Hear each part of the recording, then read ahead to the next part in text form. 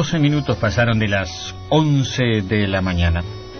El viernes, en la tardecita del viernes concretamente, estaba escuchando Radio Mitre a Pepe Eliachev, al que habitualmente sigo. Ustedes recordarán un domingo que nos honró con sus opiniones aquí en Plácido Domingo. Y en ese momento me encuentro con una entrevista a un uruguayo que está metido hasta la manija en los temas que tienen que ver con la contaminación y toda esta polémica que se ha generado en los últimos tiempos a propósito de la instalación de la industria de la celulosa en Fraiventos. Ese uruguayo es por lo que pude más o menos charlar brevemente en el día de ayer, es un hombre que se ha metido, no es del rubro, como dice él, pero se ha metido profundamente en este tema. Es Alejandro Villaverde y vamos a conocer primero un poco de él y después también de sus opiniones al respecto. Buen día, Alejandro, un gusto de saludarte y un gusto de contarte ahora entre la barra de Plácido Domingo. ¿Cómo andás? Muy bien, ¿y tú? Bueno, buenos días a los oyentes, buen día a ti, un abrazo, Cacho, porque realmente me siento realmente halagado de que después de escucharte una radio alguien se acuerde que acá en el Uruguay existimos técnicos que podemos saber de temas. Pero además vos no sos un técnico en materia específica en lo que tiene que ver con la industria de la celulosa. Contale a los amigos de dónde venís.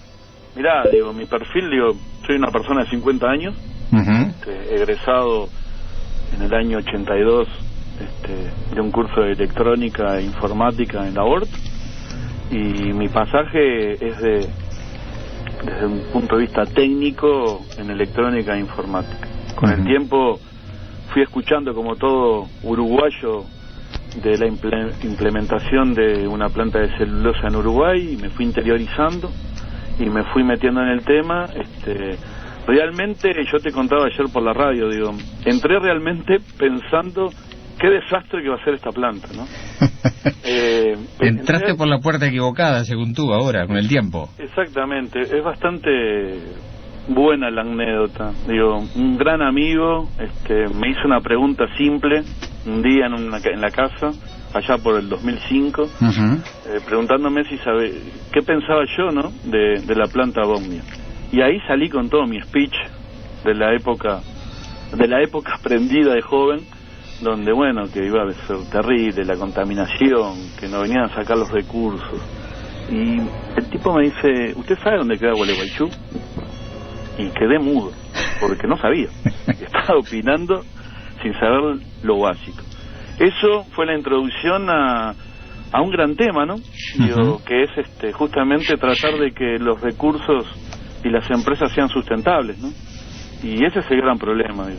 Nosotros hoy por hoy, Uruguay lo que tiene no es un problema ambiental global, sino que es un problema ambiental local, ¿no? Entonces tenemos problemas puntuales que hay que solucionar, y lamentablemente muchas veces compramos conflictos de ambientalismos con problemas globales que nos quieren imponer, ¿no? Es el caso de esto, lamentablemente. O sea, la región, tanto Fraiventos como Gualeguaychú, han perdido la oportunidad histórica de ser un punto de referencia, un hub de producción, y lamentablemente por manejar discursos con papeles viejos, ¿no? Esto surge, quizás el oyente no lo sepa, porque hoy lo mediático de la prensa lleva a que se muestre mucho más lo negativo y no profundizar los temas, ¿no? Inicialmente esto surge allá por el 2004, cuando dos personas de Fraiventos, Delia Villalba y Julia Cócaro, cruzan a Gualeguaychú a venderle lo que en la prensa se llama carne podrida, y la gente de muy buena fe del lado de Gualeguaychú, y reitero, de buena fe, gente de muy buena fe, creyó realmente en lo apocalíptico de esto. Y para que el oyente comprenda la situación de esto, basta con iniciar en ver el titular del conflicto. O sea, el conflicto es el no a las papeleras. Sí. Y cuando ya partimos con ese titular, partimos de un error. A ver. ¿Por qué? Porque no es una planta de papelera. O sea, es una planta de celulosa. Y no es menor este detalle. A ver, ¿por qué? ¿Cuál es la diferencia, Alejandro? La profundización, yo creo que el oyente entienda. Lo que estas personas hicieron fue posicionar el tema con un titular erróneo, que eso los catapultaba para poder comparar a esta planta de alta generación, de última tecnología, con Pontevedra y con Valdivia. ¿Por qué esas plantas? Porque esas plantas sí eran plantas papeleras. Entonces, como esas eran plantas obsoletas, podían utilizar esa bibliografía obsoleta para asustar a la gente. Entonces, lo que esas plantas hacían eran blanquear el papel que cualquiera de los oyentes puede conocer. O sea, UPM hoy lo que hace es papel como es el A4, el papel para impresora. O sea, la base, no papel, discúlpenme. Hacen celulosa para que luego en Finlandia se produzca el papel. Entonces, al haber dicho que eran papeleras, podían usufructuar material como para mostrar los desastres ecológicos que, por ejemplo, había hecho ENCE, pero claro, con una empresa totalmente obsoleta. Hoy no se usa cloro elemental para hacer eso. Entonces, claro, ahí surgió un temor de Gualeguaychú entendible por la gente, porque la gente se atemorizó y salió a la calle. ¿Por qué hoy se vuelve a este tema? Y por qué hay mucho interés creado, cruzado. Hay como ponerle un palo en la rueda que la región no pueda seguir avanzando. Sí, hoy, perdóname, Alejandro, hoy creo que el mazo está tan entreverado que se ha mezclado, como tú decís, absolutamente todo, ¿no? La Biblia y el calefón, como diría Discépolo, en este tema. Exactamente. Lo que pasa es que, lamentablemente, hay grupos que han ido, los que se oponen, yo les llamo noístas, ¿no? Lamentablemente le ponen el palo a la rueda para el avance de la región y del país, ¿no?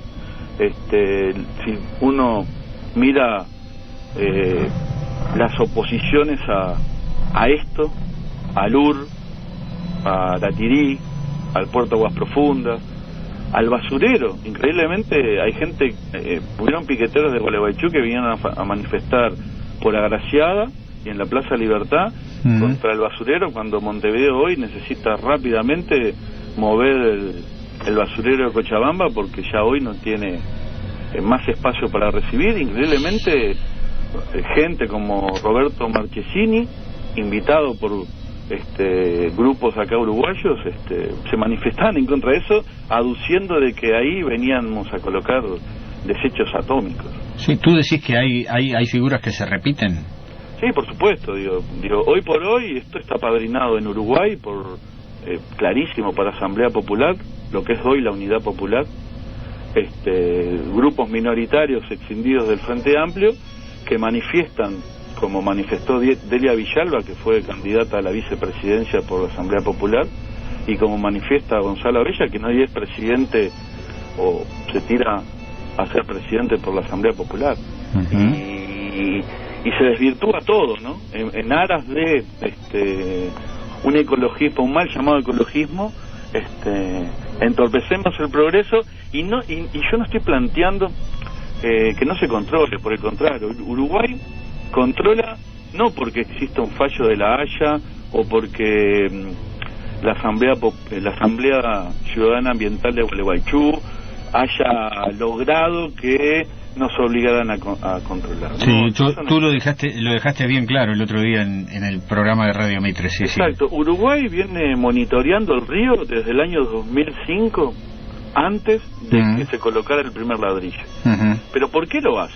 Y perdóname, Alejandro, y lo viene controlando antes de la planta, en el cauce estamos hablando, antes de la planta, en la propia área de la planta y del río abajo de la planta. Exacto. Lo que pasa es que lo que Uruguay, como cualquier país serio, tiene que hacer es lo que se llama una línea de base. O sea, si nosotros no tenemos valores previos antes de la implementación de un proyecto como estas características, es imposible comparar con algo que no tenemos. Claro. Uruguay arrancó muy seriamente, y esto es importante porque los uruguayos tenemos que creer que realmente tenemos gente que hace las cosas bien. O sea, basta con ese mensaje de que somos un país gris o de vagos. Yo no estoy de acuerdo con eso. Digo, acá tenemos gente muy capacitada y que hoy, gracias a ese control, reitero, un control que no nos exigió la Haya, porque el más interesado de que a los ciudadanos uruguayos y a los ciudadanos argentinos del otro lado del río no les pase nada, es a nosotros. O sea, no es que la Haya nos obligó a controlar.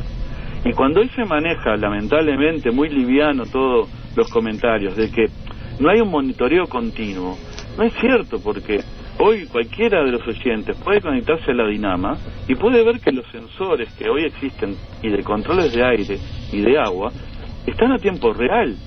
Inclusive hoy que se plantea que no se pueden divulgar los datos que tiene la CARU, Uruguay, sabiendo que eso existe y que lamentablemente la Comisión Administradora del Río Uruguay no puede publicar los resultados hasta que ambas partes no estén de acuerdo, Uruguay, en el momento que se hace la toma de la muestra para la CARU, Uruguay toma la misma muestra y la envía a Canadá, Argentina, las controla, y el 30 de agosto entregó un informe de agua y de aire que es excelente. O sea... Sí, yo escuché a Luis Hierro, que es el delegado uruguayo en la CARU, que hizo un razonamiento elemental. ¿A ustedes les parece que si favoreciera a Argentina el informe que viene de los laboratorios, esto se habría ocultado? Y todos sabemos que no. Por supuesto. Lo que pasa es que hoy, después de transcurrido tanto tiempo, como yo digo, hay que bajar un cambio. O sea, lamentablemente, o sea, hoy ¿qué se logró? Que el tiempo demostrara, incluso no el tiempo solo, la naturaleza demostró que va en contra de esa apocalipsis que nos vienen prometiendo hace años. Pero es un discurso que se viene prometiendo hace años que se viene prometiendo una apocalipsis mundial. Hay un efecto continuo en el tratar de tener a la población en un estado de alerta permanente. O sea, antes era el calentamiento global y ahora parece que es el enfriamiento. O sea, aparece y desaparece como un temón terrible. Hay un libro muy bueno que se llama Globotomía. ¿Cómo? Hay un libro muy bueno que se llama Globotomía. Globotomía, que sería muy bueno que la gente lo leyera, de Aramis Lachinian, que él plantea la percepción del riesgo, ¿no? Entonces, hoy nadie se asusta si matamos un tiburón, pero sí ponemos el grito en el cielo si desaparece el oso panda. Y gastamos plata increíble, escuchen esto los oyentes, en generar Viagra para la reproducción del oso panda, porque el oso panda perdió el líbido. Entonces, ¿qué sucede acá? Digo, Spielberg es una película de tiburones que cada tanto atacará a un ser humano y todos vamos a matar tiburones. Pero el oso panda, vamos a defenderlo a capa y espada. Es un error plantear las cosas, es una dicotomía plantearlo de esa manera. Hoy Uruguay no tiene un problema global ambiental. O sea, Uruguay, hoy en Montevideo, tiene un problema de que hay que separar la basura entre cartón, vidrio. O Uruguay lo que tiene en Montevideo es un problema de recolección. Partamos de esta base.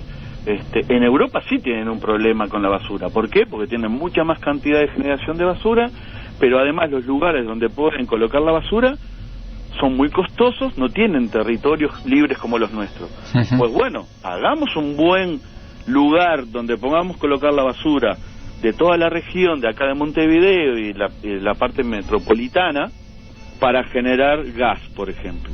En un lugar tendremos, imagínense en esto los oyentes, tomemos un gran espacio que sobra por todos lados y controlémoslo y tiremos la basura para ahí. Necesitamos gastar tanta cantidad de dinero en ONG pseudoambientalistas. El gran problema nuestro es que los recursos uruguayos son finitos, no son infinitos. Entonces lo mejor que habría que hacer es bien dirigir esos recursos, los magros recursos, ¿correcto? Y no hacer, por ejemplo, volquetas verdes y naranjas para que después todo quede tirado en un mismo basurero. Entonces hemos comprado un problema ambiental global. La gente cree, por ejemplo, que si andamos mucho más en bicicleta y si hoy Uruguay dejara de funcionar y todos camináramos, sin autos, sin ninguna polución, aportaríamos el aumento del CO2, que es el que dicen genera el calentamiento global, en menos del 0.05%. Entonces, ¿tenemos ese problema? ¿O el problema que tenemos es un problema ambiental local? Y que, por ejemplo, cuando llueve algún río, tenemos que evacuar a la gente hace años. Sí. Claro, pero ¿qué sucede? El político de turno no va a aceptar que el problema es de ordenamiento territorial y que él no pudo resolver que la gente vive alrededor del río. Le va a echar la culpa al dios Ra o a la nube. Sí. Tú sabes, Alejandro, que volviendo al tema de UPM, algo te lo comentaba ayer. A mí me sorprendió la borrada de Greenpeace Argentina de este tema apenas arrancó, porque en principio lo tomó como una bandera importante. Hoy día el tema de UPM no figura en el portal de Greenpeace Argentina, pero ni en la más mínima mención. Sí, lo que ha sucedido es que al principio, cuando vino Greenpeace, inclusive le prestó los gomones. Hubieron dos temas importantes en eso, ¿no? Lo primero fue que lamentablemente las acciones de los ambientalistas de Gualeguaychú, muchas veces apadrinadas por sectores acá en Uruguay, generaron problemas importantísimos, ¿no? Políticos graves, que quizás la gente no lo sepa. Por ejemplo, entrar al territorio uruguayo a pintarrajear las barcazas, o por ejemplo invadir el consulado en Entre Ríos y ponerse a comer sándwiches con refresco arriba del escritorio de las oficinas administrativas, o pintarrajear casas de las personas que estaban en contra de eso, o amenazar, como hizo Jorge Friedler, en colocar trotil en postes de eucaliptus para volar en pedazo la planta. Entonces, ¿quién iba a aplaudir esa metodología? Ese es un punto.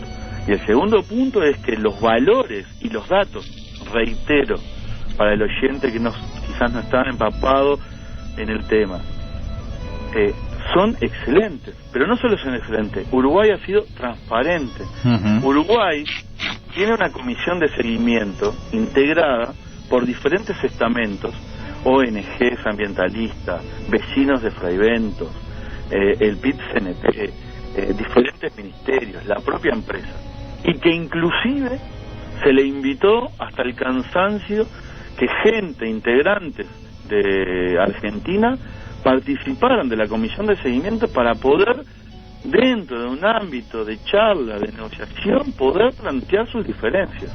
Jamás se aceptó venir a sentarse a hablar del tema. Entonces, claro, Greenpeace te va a decir, ante la metodología del uso, y Greenpeace no es de las que hace las cosas muy light. No. ¿Correcto? Y ante la evidencia científica, yo me retiro. Sí. Nosotros le hicimos una entrevista a alguien que estaba en ese momento encargada del área de la industria celulósica, y ya ahí dejó absolutamente claro que incluso había una sugerencia de parte de Greenpeace Argentina, la empresa Bodnia en aquel momento, con respecto a cómo solucionar un pequeño problema que se había planteado y que, según Greenpeace Argentina, todavía no había sido resuelto por Bodnia, pero que había sido de recibo. Eso fue para mí una señal muy fuerte, muy importante. Y además el desconocimiento de lo que está pasando en el propio río Gualeguaychú. No debemos olvidarnos que hay varias plantas de celulosa sobre el río Gualeguaychú. Una de ellas, la de Capitán Rodríguez, que es la más criticada, entre otros organismos, por el propio Greenpeace Argentina. Sí, lo que Gualeguaychú tiene es un parque industrial en el cual tiene varias empresas y, bueno, por supuesto tiran al efluente de Gualeguaychú, del río Gualeguaychú, y por supuesto con menores controles de los que se hacen acá en la Dinama, ¿no? Sí. Pero la macana de todo esto es realmente que se perdió una oportunidad histórica de hacer cosas en conjunto, ¿no? Porque no hay que dejar de lado la cantidad de gente que hoy trabaja ahí, pero no solo la cantidad. Hoy por hoy, en su momento cuando arrancó Bodnia, absorbió más o menos unos 70 ingenieros químicos jóvenes. Estos ingenieros químicos jóvenes, al igual que quien habla que hoy ya curte unos cuantos años más, cuando nosotros nos egresamos, las alternativas que habían en la industria uruguaya eran bastante pocas. Sí. Y lamentablemente había que emigrar. Sí. Y lamentablemente había que rayar la tarjeta muchas veces para mandarle el surtido a la familia en el extranjero. Hoy esa gente no tuvo que emigrar. Y hoy esas personas que hoy trabajan en UPM son los más interesados de que no contamine. Hagamos este ejemplo con el oyente. ¿A ustedes les parece que esas 70 personas que han llevado a su familia, que son gente de todas partes del interior, 70 personas, ingenieros químicos jóvenes, decía, ¿no? Pero hoy por hoy Bodnia entra a trabajar todos los días alrededor de 800 personas, ¿correcto? Directas.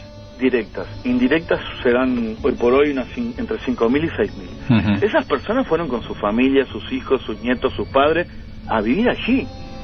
O sea, no fueron a vivir ahí para que se contaminen. Pero independientemente de eso, esa gente hoy se traslada a Finlandia para ajustar las plantas de Finlandia. ¿Por qué? Porque Finlandia no puede creer los éxitos de performance. ¿Cómo es eso? Explicarnos un poquito mejor, Alejandro. Ahí está. Uruguay, la planta de Bodnia, de UPM, los ajustes y la capacidad que tiene, por eso es en el problema que estamos ahora. ¿Qué pasa? La planta estaba pensada para hacer aproximadamente 1 millón de toneladas y tenía autorización, que nadie sabe de dónde sale esa autorización porque no está escrita en ningún lado, a que produzca 1.100.000 toneladas, ¿correcto? Como la planta está diseñada para que produzca 1 millón de toneladas, cuando produce 1.100.000 toneladas, lo que hace es un parate de planta. ¿Qué es el paro? Para todo, porque como está diseñado para eso, y esto está muy controlado y muy tabulado, entran cientos de técnicos a cambiar todo lo que se le ocurra al oyente, desde los motores, las cañerías, hace un arreglo general, porque está pensada para producir eso y hace un paro. Pero ¿qué pasa? Hoy se pide una autorización de producción, porque después de, como ya llegó, y recién a fines de noviembre podría empezar, digamos, que a resetear el contador a cero, ¿correcto? Se le está pidiendo una autorización. ¿Pero por qué? Porque la performance de la fábrica es óptima, mucho más que óptima. Esa planta, que hoy opera con un solo finlandés, los demás, el 99% son uruguayos. Reitero, un solo finlandés porque se fueron todos, y están manejados por electricistas, técnicos en electrónica, informáticos, mecánicos, uruguayos. Optimizó tanto la planta que no solo tiene que pedir ampliación para que le permitan producir más, sino que además esos técnicos uruguayos, criados en este bendito país, van a Finlandia a ajustar las plantas finlandesas, que son uno de los mejores en fabricación de plantas de celulosa. Más que complicarnos con que no funcionen más, habría que sacarse el sombrero de estos jóvenes y de estos técnicos uruguayos. Sí, coincido totalmente contigo, Alejandro. ¿Qué tema este? ¿Qué tema? ¿Qué garrón nos comimos con este tema? Sí, y lamentablemente nació de este lado, ¿no? Nació de este lado, y por otro lado, es entendible lo que le pasó a Gualeguaychú. Si a ti cruzan y te dicen, miren que lo que le va a pasar es esto, esto y esto, todo, y que se va a morir. Yo estuve en conferencias en las cuales, por ejemplo, en esta segunda planta de celulosa que se está por Montes del Plata. En Montes del Plata. Yo estuve en Conchillas, donde la población de Conchillas lloraba porque había gente como los borgoños de Tarariras, como, yo qué sé, Daniel Campanella, Víctor Cardona, iban y decían que la gente se iba a morir en 5 años. Y Conchillas era una foto amarilla que desaparecía del mapa y que nadie se había acordado después de mandar arena para que hiciera todos los edificios de Buenos Aires, de volver a reflotar esa zona. Y le trancaron el proyecto durante años. La gente lloraba, porque los jóvenes se le iban a ir del país, se le iban a ir de Conchillas. Hoy, por suerte, reflotó, va a tener eso, y eso va a generar un montón de fuentes de trabajo, porque hoy necesitamos de ingresos para poder seguir, que la gente cobre la jubilación, que haya salud, que haya vivienda. O sea, tenemos recursos finitos. No podemos sentarnos a mirar el horizonte, a meditar, y que cada uno se plante la papa al boñato y tenga gallinas. Porque el kibut en el mundo desapareció. Si no, hay que encerrar a la gente alambrada con 220. La gente no quiere eso. La gente quiere vivir, quiere usufructuar, quiere mejorar su calidad de vida. ¿Correcto? Hoy, esta misma gente que se opuso a la planta de celulosa, los vemos gritar en el Parlamento porque no quieren que se implante Aratirí. Y yo le hago esta pregunta al oyente. ¿Quieren que sigan cobrando sueldos de 5.000 pesos para poder criar las vacas y las ovejitas que hay de ciertos latifundistas en esa zona? En la cual el único sueldo que hay es el de el jefe de familia, mal llamado jefe de familia, el hombre que sale a trabajar, y la mujer se tiene que quedar en la casa sentada cuando el marido llega borracho de la cantina. Hoy esas mujeres ganan 22.000 pesos, 22.000 pesos en la mano. ¿Saben lo que le dicen al jefe de familia? Andate para el boliche. Alejandro, la verdad es que nos has dejado con una inquietud y una necesidad de seguir meditando sobre estos temas. Te agradezco enormemente este aporte. Ya te siento integrado a la barra de Plácido Domingo. Estabas tomando mate, me lo dijiste tempranito cuando te receté que escucharas a través de nuestra página online. ¿Conoces San José por lo que me dijiste? Conozco San José, por mi formación y mi trabajo con mucho cliente en el interior, viajo bastante para el interior, me gusta mucho. Mal llamado, perdón, interior. Me siento realmente un uruguayo de todas partes. Bien. Y creo que podemos hacer muchas cosas, que hay que profundizar los temas, que no hay que tomarlo tanto a la ligera. En lo personal arranqué diciendo justamente cómo me inicié en esto. Y me gusta dejarte, mira, una frase que tengo en mi blog que es de Marie Curie, que es maravillosa. Que dice así, mira: nada en la vida debe ser temido, solamente comprendido. Ahora es hora de comprender más para temer menos. Genial. Te mando un abrazo. Buen fin de semana para ti. Y nos estaremos sabiendo en cualquier momento por San José. Cómo no, con mucho gusto.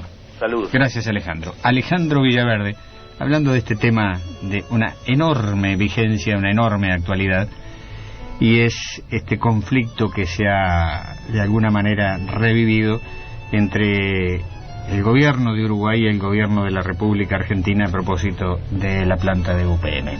20 para el mediodía.